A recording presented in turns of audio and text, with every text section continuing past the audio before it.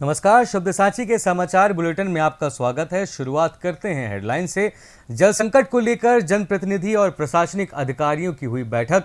रीवा में बारातियों के वाहन को ट्रक ने मारी टक्कर, एक की मौत, दर्जन भर घायल। रीवा में तेज रफ्तार पिकअप ने कार सवारों को मारी टक्कर। रीवा में अंबेडकर जयंती को लेकर की गई साफ सफाई। सिंगरौली में फसल को लगी आग, ट्रैक्टर थ्रेसर भी जले। सतना में 3 बच्चियों को एक साथ दफनाया गया, डूबने से हुई मौत। सीधी में बाइक को बचाने के चक्कर में स्कॉर्पियो कार पलटी। सीधी में तालाब में डूबने से 2 सगी बहनों की गई जान। सिंगरौली में तेज आंधी तूफान ने शिक्षक की ली जान। शहडोल जिले में बर्ड फ्लू का खतरा बढ़ा। एमपी के 24 जिलों में आंधी बारिश का अलर्ट। सतना शिवपुरी में हुई तेज बारिश।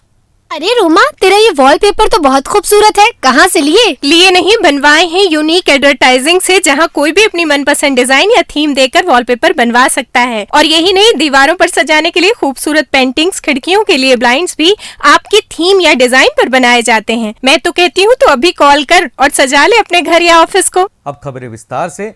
रीवा जिले में गर्मी का मौसम आते ही एक बार फिर जल संकट की स्थिति निर्मित हो गई है।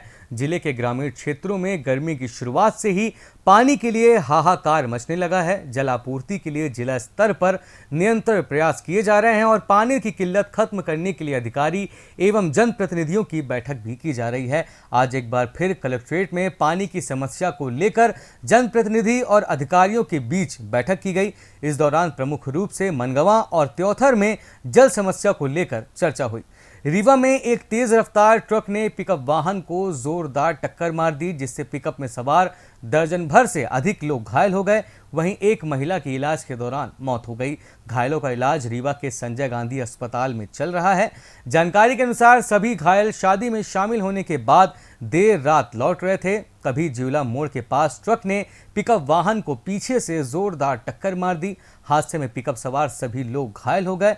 स्थानीय लोगों ने घटना की सूचना पुलिस को दी। मौके पर पहुंची पुलिस ने स्थानीय लोगों की मदद से घायलों को वाहन से निकाला और एम्बुलेंस से संजय गांधी अस्पताल भेजा, जहां गंभीर रूप से घायल महिला सावित्री कोल की उपचार के दौरान मौत हो गई, जबकि अन्य घायलों का इलाज जारी है।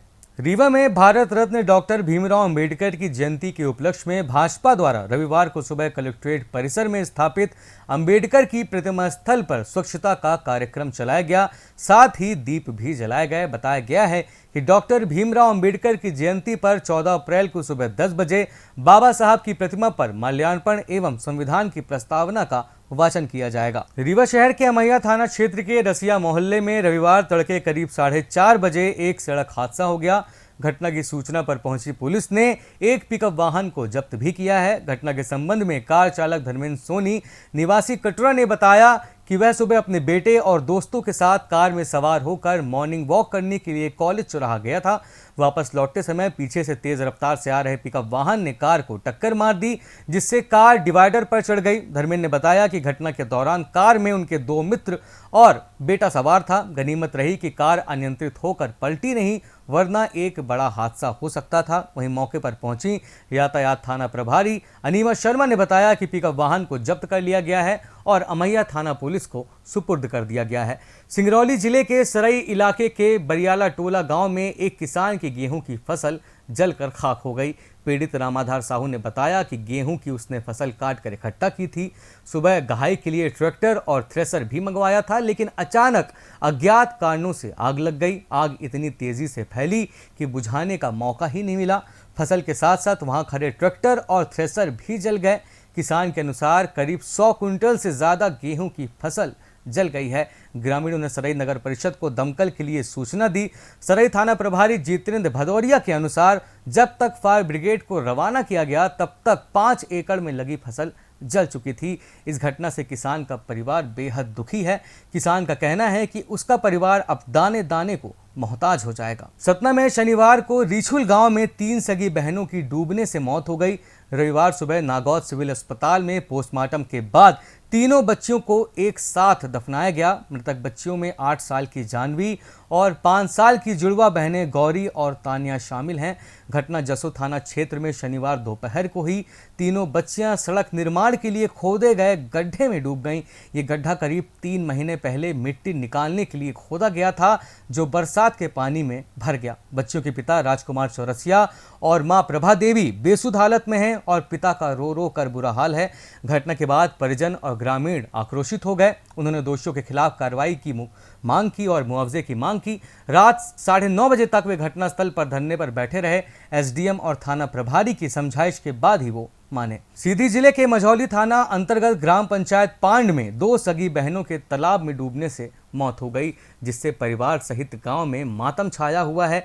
जानकारी के अनुसार राम सखा साहू की दोनों बच्चियां राशि व रीना घर से सुबह महुआ बिनने के लिए गई थीं। सुबह करीब 11 बजे दोनों बच्चियां गांव में बने तालाब में नहाने के लिए उतर गईं, जहां ज्यादा पानी गहरा होने के कारण दोनों बहनों की डूबने से मौत हो गई।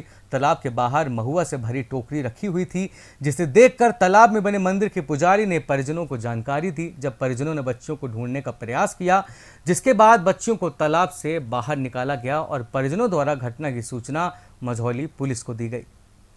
सीधी जिले के झाज गांव में रविवार दोपहर करीब 1 बजे बाइक को बचाने के चक्कर में एक स्कॉर्पियो कार पलट गई। हादसे में एक कार चालक के सिर में गंभीर चोट आई है। रामपुर नैकिन थाना पुलिस के मुताबिक स्कॉर्पियो रीवा की ओर जा रही थी, तभी अचानक उसके सामने एक बाइक आ गई, जिसे बचाने के चक्कर में कार अनियंत्रित हो गई। कार पहले मंदिर की दीवार से टकराई, फिर होर्डिंग पोल से जा भिड़ी। टक्कर इतनी जबरदस्त थी कि स्कॉर्पियो का अगला हिस्सा पूरी तरह से क्षतिग्रस्त हो गया। स्थानीय लोगों ने घायल चालक को रामपुर नैकिन अस्पताल पहुंचाया। प्राथमिक उपचार के बाद उसे रीवा रेफर किया गया। चालक की पहचान अब तक नहीं हो पाई है। रामपुर नैकिन पुलिस मामले की जांच कर रही है।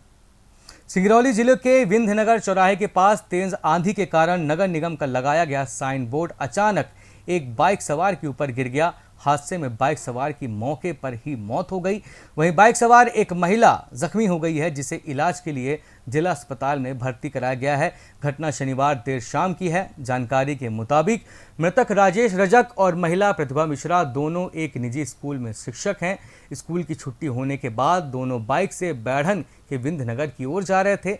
जैसे ही विंध्यनगर चौराहे के पास वे पहुंचे, उसी दौरान तेज आंधी की वजह से साइन बोर्ड उनके ऊपर गिर गया, जिससे राकेश और प्रतिमा गंभीर रूप से घायल हो गई। तत्काल एम्बुलेंस की मदद से दोनों को जिला अस्पताल लाया गया, जहां डॉक्टरों ने राकेश को मृत घोषित कर दिया। शहडोल जिले में बर्ड फ्लू का प्रकोप बढ़ता जा रहा है। झिंक की बिजुली के बाद अब धनपुरी क्षेत्र में भी कई मृत कौवे मिले हैं।